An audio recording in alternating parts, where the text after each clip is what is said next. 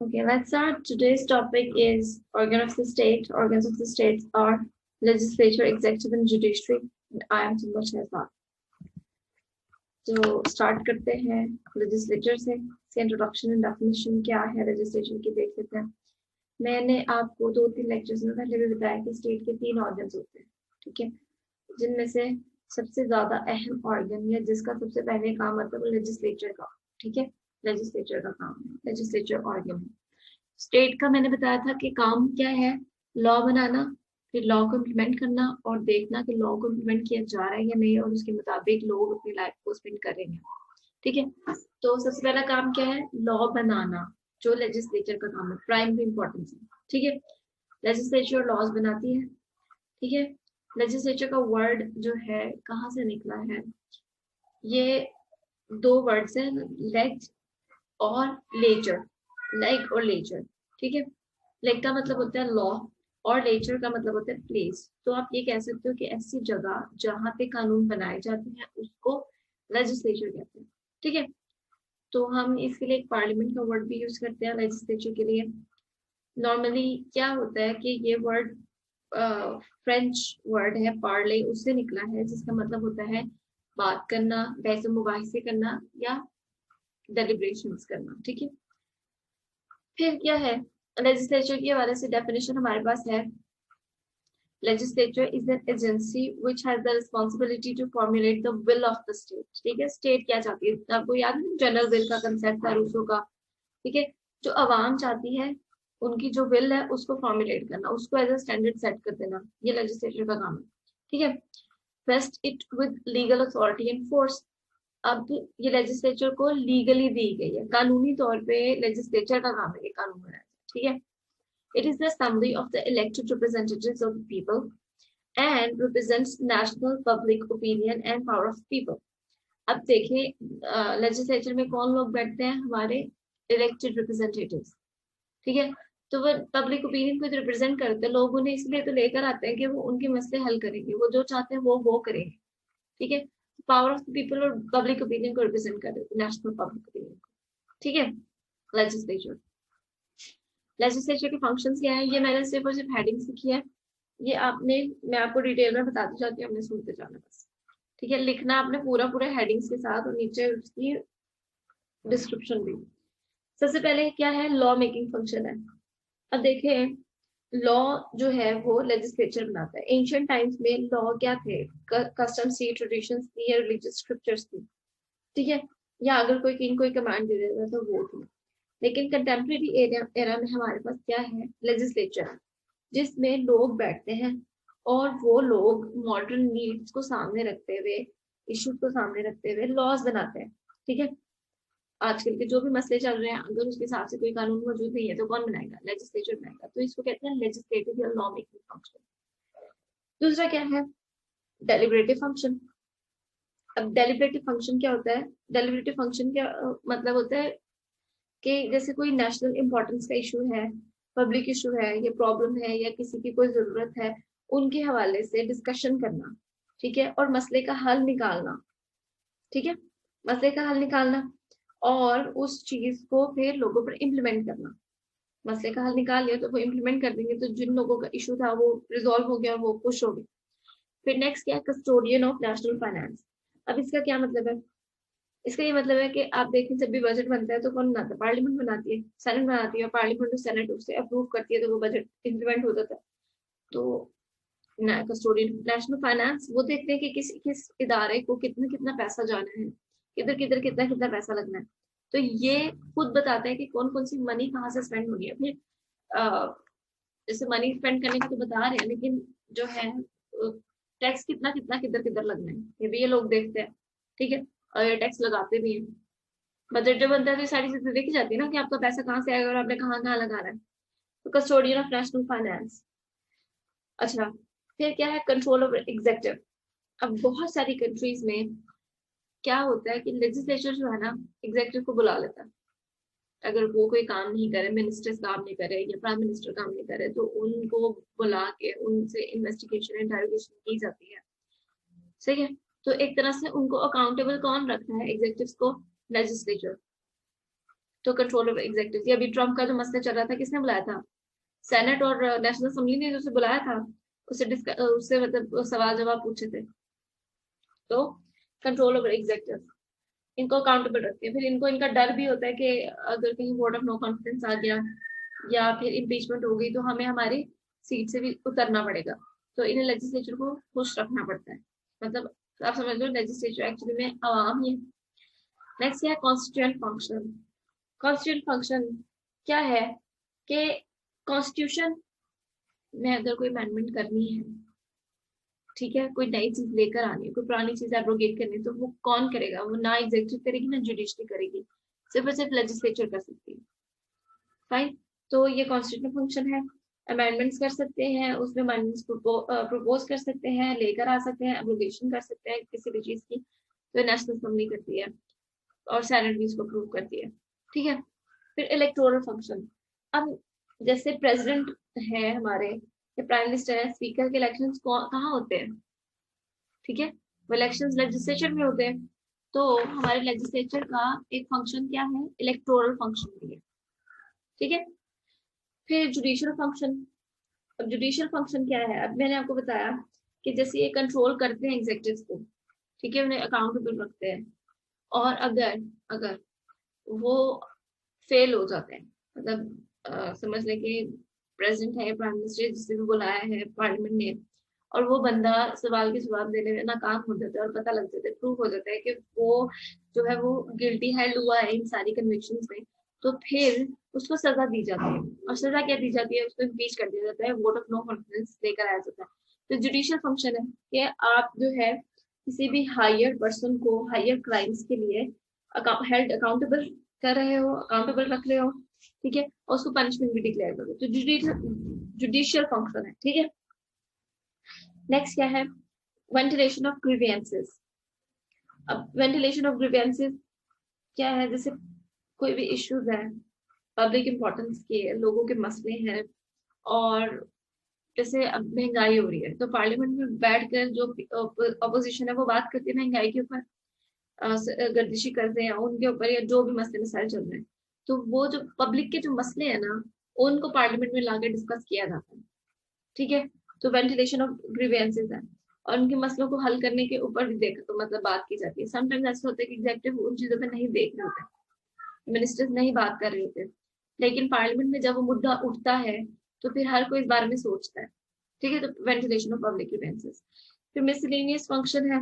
अब miscellaneous functions क्या है? कुछ कुछ कंट्रीज में ना इनको डिफरेंट डिफरेंट फंक्शन दिए हुए हैं। जैसे कि यूएस की सेनेट के पास क्या पावर है कि जो भी अपॉइंटमेंट्स प्रेसिडेंट करता है ना, वो सेनेट रिजेक्ट भी कर सकती है और एक्सेप्ट भी कर सकती है, उसके पास पावर है। फिर जो भी ट्रीटीज प्रेसिडेंट जो है किसी भी कंट्री के साथ कर रहा है, सेनेट उसको रेटिफाई कर सकती है, रिजेक्ट कर सकती है, ये उसकी डिस्क्रिशनरी है। ठीक है।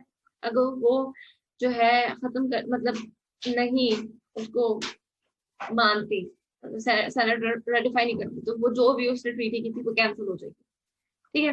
फिर कांग्रेस के पास ये पावर होती है कि वो वॉर डिक्लेयर कर सके, प्रेसिडेंट के पास नहीं है पावर। अमेरिका के प्रेसिडेंट के पास पावर नहीं है कि वो वॉर डिक्लेयर कर सके, लेकिन कांग्रेस कर सकती है, क्योंकि फॉरेन अफेयर्स को ना कांग्रेस देख रही होती है। ठीक है।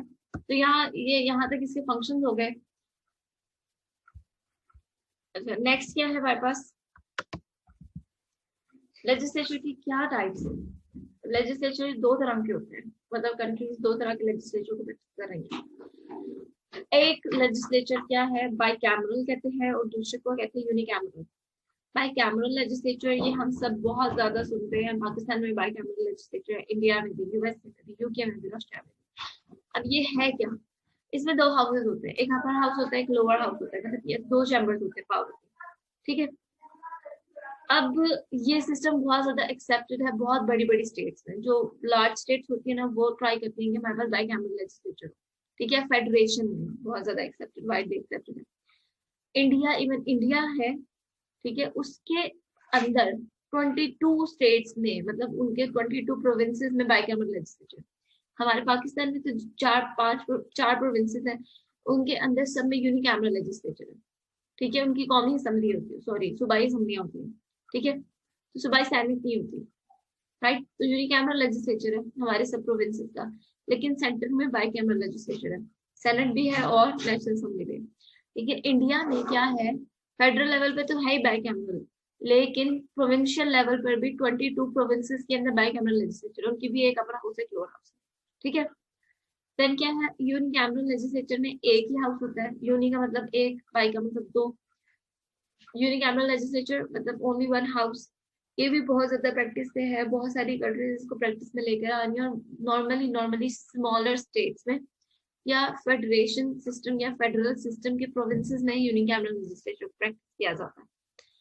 चाइना यूनिकैमरल लेजिस्लेचर है, न्यूजीलैंड, जिम्बाब्वे, टर्की और बहुत सारी इस तरह की कंट्रीज हैं जिन्होंने एक हाउस है जिनका। ठीक है। आर्ग्यूमेंट्स क्या है in favour of bicameral legislature, वो लोग जो बाइकैमरल लेजिस्लेचर को फेवर करते हैं वो क्या कहते हैं, कहते हैं कि जी अगर पहला हाउस ठीक तरह से मतलब डिसीजन नहीं ले पा रहा या काम नहीं कर पा रहा, ठीक है, पब्लिक इंटरेस्ट के हवाले से काम नहीं कर पा रहा, तो दूसरा जो हाउस है ना वो उस पर चेक रखता है, वो देखता है वो सही काम कर रहा है कि नहीं। ठीक है। तो क्या है कि second chamber is a safeguard against the despotism of single chamber. अगर वो डिस्पोटिक हो रहा है और आर्बिट्रेरी डिसीजंस ले रहा है और किसी एक बंदे को फेवर कर रहा है, तो जब दूसरे हाउस के पास अगर वही केस किया तो वो उसको रिजेक्ट कर देगी, ठीक है, उसको नहीं एक्सेप्ट करेगी। तो एक तरह से चेक है। दूसरा क्या है, second chamber is essential for preventing hasty and ill considered legislation. अगर कह रहे हैं कि अगर फर्स्ट हाउस ने कुछ ऐसे लेजिस्लेशन दे दिए हैं जिन्हें उन्होंने जल्दी जल्दी में पास करने की कोशिश की है और प्रॉपरली उसको नहीं देखा, उसमें मजीद कोई और इस्लाहात हो सकती थी, मजीद कुछ कानून की शिकल आ सकती थी, तो उन्होंने वो नहीं देखा, तो जब सेकंड हाउस से बिल को 5 स्टेप से गुजारा जाएगा तो वो इस चीज को कंसिडर कर लेंगे। ठीक है। देन वो कह रहे हैं कि रिवाइजिंग चैम्बर है। अब रिवाइजिंग चैम्बर का क्या मतलब है, वही कि लॉ में अगर कुछ तब्दीली करनी है, ठीक है, या कुछ भी ऐसा इश्यू है, टेक्निकलिटीज हैं, कॉम्प्लेक्स इश्यूज हैं, तो वो एक दफा दोबारा उसको देखेंगे। ठीक है। तो रिवाइज करते हैं। ठीक है। रिवाइजर का रोल प्ले करता है सेकंड चैम्बर। नेक्स्ट क्या है, मतलब अगर आप देखो कि डेलिब्रेशन हो रही है और एक बंदा एक डिसीजन पे आ गया, तो दूसरा बंदा अगर कहे कि भाई तुम्हारा डिसीजन सही नहीं है, इसको देख लो, ये मेरी राय है और ये भी इससे बेहतर हो सकती है, तो वो एक बेहतर राय दी जा सकती है, तो रिवाइजिंग चैम्बर। नेक्स्ट क्या है हमारे पास, second chamber lessen the burden of the first house. देखो कुछ ऐसे कह रहे हैं कि मतलब एक हाउस अगर बहुत ज्यादा बर्डन में है, कुछ लॉज मेकिंग का फंक्शन है जो उसमें वो उलझे हुए हैं और उसमें काम कर रहे हैं, तो हो सकता है कोई एक लॉ बहुत इंपॉर्टेंट मैटर का है, वो हो सकता है सेनेट से स्टार्ट हो जाए, सेनेट वो लॉ ले आए। ठीक है। सेनेट से इनिशिएट होने के बाद वो लेजिस्लेचर मतलब सॉरी लोअर हाउस में आ जाए। मतलब लॉ क्या होता है, sometimes most of the times lower house से इनिशिएट होकर अपर हाउस तक जाता है, लेकिन अगर लोअर हाउस बिजी है, उस पर काम का बहुत ज्यादा बर्डन है, तो ये काम अपर हाउस भी कर सकता है कि वो कोई लॉ इनिशिएट करे और फिर वो उस पर सारे स्टेप्स ले ले सेनेट और बाद में वो लोअर हाउस बताए। ठीक है। तो बर्डन को कम कर देता है। और उनको भी जहन में ये होता है लोअर हाउस के लोगों को कि ऊपर भी हमारे ऊपर एक हाउस बैठा है जो कि अगर हमसे कोई गलती होगी तो वो इस गलती को सही कर देगा। फाइन। नेक्स्ट क्या है, second chamber is essential for giving the representation to the special interests। अब दो हाउस है, ठीक है, तो क्या होता है कि ये जो सेकंड हाउस है ये कुछ स्पेसिफिक लोगों को, मतलब कुछ डॉक्टर्स हैं, कोई कैपिटलिस्ट सोसाइटी के लोग हैं, बिजनेसमैन हैं, कोई इंजीनियर्स हैं, उन सबको भी रिप्रेजेंटेशन दी जाती है सेनेट में। ठीक है। सेकंड चैम्बर में, ताकि अगर कोई इशू हो जो उनसे रिलेटेड हो तो वो अपनी कम्युनिटी को वहां रिप्रेजेंट कर रहे हो, उनके जो भी मसले मसाइल हो तो वहां वो अपनी आवाज उठा के उस मसले मसाइल को हल करने की कोशिश करें। Second chamber is essential for giving representation to the special interest. ठीक है। तो इसमें नॉर्मली बिजनेसमैन होते हैं, राइटर्स होते हैं, इंटेलेक्चुअल्स होते हैं, टीचर्स होते हैं, आर्टिस्ट होते हैं, साइंटिस्ट होते हैं, इस तरह के लोग होते हैं। फाइन। फिर वो कहते हैं कि ना डिले इज यूजफुल। हाउएवर मतलब जब भी लॉ पास होता है तो पहले फर्स्ट चैम्बर में से गुजरता है और कोई पांच पांच स्टेप्स होते हैं, ठीक है, उससे गुजरता है वो लॉ। फिर दूसरे चैम्बर में आता है, उसमें भी 5 स्टेप्स हैं, उनसे गुजरता है वो लॉ। फिर कहीं जाके वो पास होता है। मतलब समझे आप, बिल इनिशिएट हुआ है तो बिल पहले लोअर हाउस में से 5 स्टेप से गुजरेगा, फिर अपर हाउस से 5 स्टेप से गुजरेगा, तो टोटल एक तरह से 10 स्टेप्स हो गए। तो कह रहे हैं ये 10 स्टेप्स ना ये यूजफुल है, हालांकि डिले तो हो जाता है अगर अगर एक ही हाउस हो हमारे पास, सिर्फ 5 स्टेप से गुजरा और उसने लॉ बन जाना है, कोई जरूरत ही नहीं है सेनेट तक पहुंचने की। लेकिन वो कह रहे हैं डिले यूजफुल है क्योंकि इसने पूरे लोगों पे, जो स्टेट है उसके लोगों पर जो है एक तरह से इम्प्लीमेंट होना है। तो एक तरह से वो छन छन के जो उसमें मजीद गलतियां होती हैं वो खत्म होती जाती हैं, और आखिरी स्टेप पे जाके वो बिल्कुल प्योर हो जाता है, वो सबसे बेस्ट होता है और वो इम्प्लीमेंट हो जाता है लोगों पे। तो डिले इज यूजफुल। सेकंड क्या है, एसेंशियल फॉर फेडरेशन। अब आपको पता है कि जब पाकिस्तान भी बना था हमारा, तो सबसे पहले रिप्रेजेंटेशन का बहुत मसला आ रहा था क्योंकि हम फेडरेशन थे, सिंध, सरहद, बलूचिस्तान और क्या नाम है इसका, बांग्लादेश, बंगाल। तो इन सब में रिप्रेजेंटेशन का बहुत मसला आ रहा था अगर हमने सिंगल हाउस रखा हुआ था पहले। तो क्या किया हमने, एक और हाउस बना दिया जिसमें हमने प्रोविंस वाइज मतलब इक्वल रिप्रेजेंटेशन दी सारे प्रोविंसेस को, कि 2-2 लोग या 3-3 लोग या जितने जितने लोग हम ले रहे हैं ना पंजाब से, उतने ही लोग बंगाल और क्या नाम है केपी और बलोचिस्तान से भी आएंगे। ठीक है। तो इसेंशियल फॉर फेडरेशन, क्योंकि फेडरेशन में नॉर्मली क्या होता है, प्रोविंसेस के मसले चलते हैं कि भाई हमारी पॉपुलेशन ज्यादा है हमें ज्यादा वो दे, और कोई दूसरा ये कह सकता है कि भाई हमारा एरिया ज्यादा हमें ज्यादा रिप्रेजेंटेशन दे। तो हम क्या करते हैं कि एक दूसरा हाउस बना लेते हैं और इसमें इक्वल रिप्रेजेंटेशन दे देते हैं ताकि सबके मुंह बंद हो जाए, उन्हें लगे कि हमारी इक्वल रिप्रेजेंटेशन है। नेक्स्ट क्या है कि जैसे आप, मैंने आपको पीछे पढ़ाया कि स्पेशल इंटरेस्ट के लोगों को भी हम रिप्रेजेंटेशन दे रहे हैं और स्पेशल रिप्रेजेंटेशन दे रहे हैं। तो जैसे इंटेलेक्चुअल्स हैं, राइटर्स हैं, टीचर्स हैं, साइंटिस्ट हैं, इंजीनियर्स हैं, जिन्हें हम रिप्रेजेंटेशन दे रहे हैं। तो यहाँ पर क्या होता है, हम ऐसे लोगों को रिप्रेजेंटेशन दे रहे हैं जो वेल एक्सपीरियंस्ड है। ठीक है। तो उनके एक्सपीरियंस से और सर्विसेज को हम यूटिलाइज कर सकते हैं सेनेट में। ठीक है। वेल एक्सपीरियंस्ड लोग होते हैं। देन क्या है, सोर्स ऑफ स्टेबिलिटी है। अब सोर्स ऑफ स्टेबिलिटी कैसे है, second house source of stability इस तरह है कि क्या होता है, नेशनल असेंबली जब इलेक्शंस होते हैं तो वो डिसॉल्व हो जाती है, जब भी प्राइम मिनिस्टर हटेगा तो वो असेंबली डिसॉल्व हो जाती है। ठीक है। लेकिन सेनेट वहां मौजूद रहता है, सेनेट पूरी तरह कभी भी खत्म नहीं होता। सिर्फ और सिर्फ सेनेट का क्या होता है कि 6 साल की अगर मुद्दत है ना, तो हर 3 साल बाद हाफ जो लोग है ना उनका टेन्योर खत्म हो जाएगा और इलेक्शंस होंगे। ठीक है। फिर 3 साल बाद जो एक्सपायर नहीं हुए थे, जिनका टेन्योर एक्सपायर नहीं होता, अब उनका टेन्योर एक्सपायर हो जाएगा, इनके इलेक्शन हो जाएंगे, वो आएंगे। तो इस तरह होता है। ठीक है। लेकिन लेकिन जो हमारे पास, हाँ ठीक है ऐसे ही होता है। तो सोर्स ऑफ स्टेबिलिटी है कि हाउस परमानेंट होता है, second house second chamber permanent होता है, लेकिन जो नेशनल असेंबली वो टेम्परेरी होती है, वो खत्म हो जाती है, असेंबली डिसॉल्व हो जाती है। ठीक है। हिस्टोरिकल सपोर्ट भी है, हालांकि हम देख रहे हैं कि बहुत सारी कंट्रीज हैं बड़ी बड़ी, यूएसए, यूके, ठीक है, लेकिन वहां पर क्या है, सेकंड हाउस ही है। तो हिस्टोरिकल सपोर्ट हमें मिलती है कि सेकंड हाउस जो है वो इम्पोर्टेंट है और स्टेबिलिटी के लिए अहम है स्टेट की। तो ये इसलिए मौजूद होना चाहिए, किसी ने भी कोशिश नहीं की कि इसको खत्म किया जाए, तो इसलिए हमें बेस्ट लगता है कि 2 चैम्बर्स ही हो। ठीक है। अच्छा जी, क्वेश्चन आए हैं मेरे पास, कोई नहीं देख। नेक्स्ट क्या है, arguments in favour of the unicameral legislature.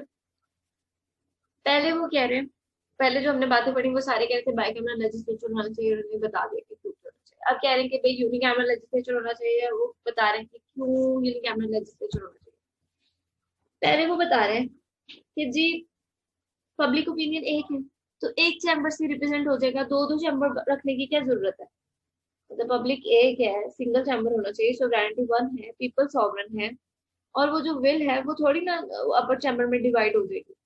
ठीक है। तो पब्लिक ओपिनियन भी एक है, तो एक हाउस बहुत है और एक हाउस ही होना चाहिए, विल को डिवाइड ना करें। ठीक है। और जो भी रिप्रेजेंटेशन है वो एक चैम्बर में भी रिप्रेजेंट हो सकती है। नेक्स्ट कह रहे हैं, yes, the upper house and lower house have separate duration of tenures. Next क्या कह रहे हैं कि दिस सेकंड चैम्बर इज इधर मिस्टीरियस और सुपरफ्लुअस। अब इसका क्या मतलब है? एक ना हमारे पास पॉलिटिशियन है एबिस साइज, वो क्या कहते हैं कि जी सेकंड चैम्बर जो है ना, उनकी स्टेटमेंट एक्चुअली में कि ये मिस्टीरियस और सुपरफ्लुअस है। अब इसका क्या मकसद है? ये कहते हैं कि ना, अगर फर्स्ट हाउस कोई चीज, मतलब कोई बिल को पास कर दिया और उसको डिक्लेयर कर दिया कि हाँ ये हम इससे अग्री करते हैं, अगर फर्स्ट हाउस उससे अग्री नहीं करता, ठीक है, तो मिस्टीरियस है, और अग्री कर जाता तो सुपरफ्लुअस है। तो जो ये आर्ग्यूमेंट क्या कह रहा है कि पॉपुलर विल जो है ना, वो लोअर हाउस से रिप्रेजेंट कर रहा है, अपर हाउस बस फजूल में है, वही कोई जरूरत नहीं है। बहुत सारी कंट्रीज में तो वाकई सिर्फ नाम का उसके पास पावर्स कुछ भी नहीं है, और कहीं कहीं इतनी पावर्स है कि वो लोअर हाउस जो पब्लिक रिप्रेजेंटेशन है उसको भी आ, समझने के समझ उसके ऊपर भी चला जाता है, ठीक है, उसकी पावर, सेनेट की पावर जैसे यूएसए में बहुत ज्यादा है, कांग्रेस की पावर से भी ज्यादा होती है, ठीक है। फिर प्रॉब्लम है ऑर्गेनाइजिंग द सेकंड चैम्बर। अब आप देख रहे हो, मैंने बताया कि जो लोअर हाउस है वो ही पब्लिक ओपिनियन को होल्ड कर रहा है, वहां एक्चुअली में पब्लिक रिप्रेजेंटेटिव्स आते हैं। तो सेकंड हाउस के होने की क्या जरूरत है? ठीक है। अब नॉर्मली क्या होता है, समझ में नहीं आ रही होती सेकंड हाउस को ऑर्गेनाइज कैसे करना है, कंसेंसस नहीं हो पाता। डिफरेंट स्टेट के अपने अपने तरीके सेकंड हाउस को ऑर्गेनाइज करने के, उनकी पावर्स भी डिफरेंट डिफरेंट दी हुई है सेकंड हाउस में, डिफरेंट डिफरेंट कंट्रीज में, ठीक है, कोई थंब रूल नहीं है। सब जैसे यूएसए है, उसमें क्या होता है कि सेनेट का साइज जो है बहुत कम है, ठीक है, लेकिन टेन्योर बहुत ज्यादा है। जबकि ब्रिटेन में क्या है कि ये हाउस ऑफ द लॉर्ड्स है, हाउस ऑफ द लॉर्ड्स में ज्यादातर बिशॉप्स हैं, रॉयल ब्लड के प्रिंस और प्रिंसेसेस हैं, ठीक है। तो वो सारे क्या हैं, हेरिडिटरी लोग हैं नॉर्मली, और जिससे उनकी पावर बहुत कम हो जाती है। तो क्या है कि प्रॉब्लम है ऑर्गेनाइज करने में, इस हाउस को समझ नहीं आ रहा है कि कौन सी कंट्री क्या तरीका यूज करे, ठीक है। फिर फोर्थ वन वो कह रहे हैं कि no law is passed in hurry, कोई भी कानून जल्दी जल्दी में पास नहीं होता। ऑब्वियसली एक हाउस में वो एक्चुअली में 5 पेज से गुजर रहा है, ठीक है, तो उसको अच्छी तरीके से कंसीडर किया जाता है, पूरी पूरी कमेटी बैठती है उसके ऊपर, मतलब फिर डेलिब्रेटिव फंक्शन उसके ऊपर परफॉर्म किया जाता है। फिर कहीं जाके वो जब उसकी सारी लिसनिंग हो जाती है, हियरिंग हो जाती है, उसके बाद कहीं जाकर उसको लॉ बनाया जाता है। वो कोई एक दिन का काम नहीं है, या एक हफ्ते या महीने का काम नहीं है, इसमें एक वक्त लगता है, एक अच्छी मुद्दत दरकार होती है। तो नो लॉ इज पास इन हरी, तो सेकंड चैम्बर की जरूरत ही क्या है, जब फर्स्ट चैम्बर इतना अच्छा काम कर रहा है और एक बहुत अच्छा लंबा अरसा ले रहा है, कमेटी बैठती है काम करने के लिए, why do want a second house, ठीक है। नेक्स्ट है source of delay in legislation. जैसे मैंने बताया कि ऑलरेडी 5 स्टेप्स हैं, ठीक है, एक हाउस में।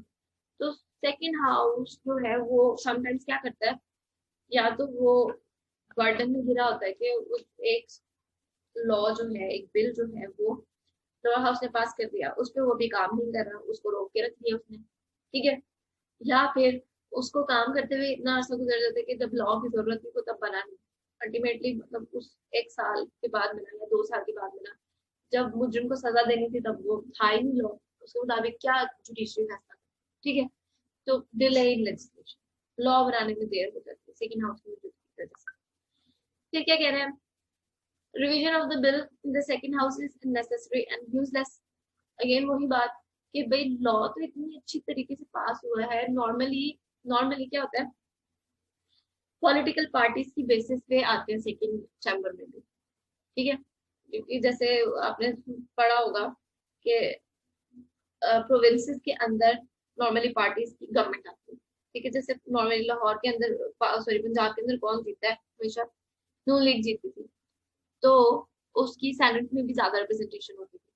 अभी भी सेनेट में रिप्रेजेंटेशन किसकी ज्यादा है, पीएमएलएन की, ठीक है, पीटीआई से ज्यादा रिप्रेजेंटेशन वहां पर है। तो नॉर्मली ये जो रिप्रेजेंटेटिव्स होते हैं ना, कि पार्टी लाइंस को रिप्रेजेंट कर रहे होते हैं, और अगर नेशनल असेंबली से कोई लॉ पास हो गया है, तो जो लोग हैं पार्टी लाइंस को रिप्रेजेंट कर रहे हैं, वो सेकंड चैम्बर में भी उसको इतनी प्रॉपर तरीके से रिवाइज नहीं करते, वो अपने ही इंटरेस्ट को सोच रहे होते हैं जो लोअर हाउस में सोचा होता है, ठीक है। पार्टी में जो डिस्कशन हुई होती है वो बता देते हैं कि भाई आपने ऐसे करना, ऐसे नहीं करना, ऐसे करना, ऐसे नहीं करना, तो वहां बैठ के भी वही काम करते थे जो पार्टी के मैनिफेस्टो में होता है या पार्टी के मफाद में होता है। ठीक है, तो revision in the second house is unnecessary and useless. हाँ, कोई ऐसा होता ही कोई काम है, जो बिल पास हो गया ना लोअर हाउस से, अपर हाउस से भी ऐसा ही निकल गया। फिर क्या कह रहे हैं, the second chamber is not in a position to check the despotism of the first house। Normally second house के पास इतनी पावर ही नहीं होती कि वो उनकी डिस्पोटिज्म को चेक कर सके, ठीक है, उनको रोक सके। ठीक है, बस सिर्फ और सिर्फ इसका क्या काम होता है कि जी लेजिस्लेशन के फंक्शन को स्लो डाउन कर रहा होता है। फिर क्या है, second chamber is mostly a conservative and recreational chamber. ठीक है, अब हमने पढ़ा पीछे कि सेकंड चैम्बर में हम कुछ एलीट क्लास को रिप्रेजेंटेशन दे रहे हैं, स्पेशल इंटरेस्ट को रिप्रेजेंटेशन दे रहे हैं, जैसे कैपिटलिस्ट हैं, बिजनेसमैन हैं, लैंडलॉर्ड्स हैं, फ्यूडल लॉर्ड्स हैं। ठीक है, हम इनको जो है रिप्रेजेंटेशन दे रहे हैं, तो वो ट्राई करते हैं कि अपनी मर्जी के लॉज पास करवाएं, और जब अपनी मर्जी के लॉज पास नहीं करवा रहे होते तो वो वोटिंग नहीं करते उसको। ठीक है, तो कंजर्वेटिव है वो ट्राई करते हैं कि जो सिनेरियो है जो वही मेंटेन रहे और कोई ऐसा लॉ पास ना हो जो हमारे मुफाद में नहीं जाता। ठीक है, तो सिर्फ और सिर्फ फजूलियाती हैं और कुछ भी नहीं है, मतलब इनके मुताबिक कंजर्वेटिव और recreational chamber. Special interest can be represented in the first house. अब जैसे वहां रिप्रेजेंटेशन तो दी अपर हाउस पे, तो आप ऐसा तो नहीं कर सकते कि लोअर हाउस में कुछ ऐसे लोगों को रिप्रेजेंटेशन दे रहे, जैसे टीचर्स हैं, बिजनेसमैन हैं, इंजीनियर्स हैं, डॉक्टर्स हैं, राइटर्स हैं, उन सबके लिए स्पेशल स्पेशल सीट्स रख दें लोअर हाउस में भी। एक पूरा हाउस बनाने की क्या जरूरत है इनको रिप्रेजेंटेशन देने के लिए। ठीक है, फिर second chamber is not essential for federation. अब यहाँ पर अब क्या हुआ, जब पहले बात की थी ना तो पॉलिटिकल पार्टीज का कंसेप्ट नहीं था, लेकिन अब पॉलिटिकल पार्टी सिस्टम इतना ज्यादा स्ट्रांग हो गया है कि सेनेट में भी एक्चुअली में वो पॉलिटिकल पार्टीज को रिप्रेजेंट कर रहे थे, अपने प्रोविंसेस को रिप्रेजेंट नहीं कर रहे थे। सेनेट में बैठे थे सेनेटर्स, अपने पॉलिटिकल पार्टीज को रिप्रेजेंट कर रहे थे। तो फेडरेशन में भी एक्चुअली में जब पॉलिटिकल पार्टी का सिस्टम, जो पार्टीज का सिस्टम स्ट्रांग हुआ है, उसके लिए अब तो सेकंड चैम्बर की जरूरत ही नहीं है, क्योंकि लोग पार्टी लाइंस को रिप्रेजेंट कर रहे थे, अपने प्रोविंस को रिप्रेजेंट नहीं कर रहे थे। हमने सेकंड चैम्बर बनाया इसलिए था कि प्रोविंसेस या यूनिट्स को रिप्रेजेंट किया जाए, but it is of no use. ठीक है, इंक्रीज एक्सपेंस का क्या मतलब है, फिर देखिए वहां जो लोग बैठेंगे उनको पैसे भी देने, जब वो आएंगे जब उनकी सिटिंग होगी तो पैसे देने, फाइनेंस पे बर्डन पड़ा है। ठीक है, उसको मेंटेन करना, सेकंड हाउस को इलेक्शंस वगैरह करवाना, तो ये एक ना हैवी एक्सपेंडिचर है लोगों पे, मतलब हमारे टैक्स का पैसे ही जा रहा है ना, तो हम पे एक हैवी एक्सपेंडिचर है, तो इसको खत्म करना चाहिए सेकंड हाउस को, ताकि जो है हमारा बजट का पैसा बच जाए। फाइन, तो ये बातें हैं हमारे पास लेजिस्लेचर के हवाले से।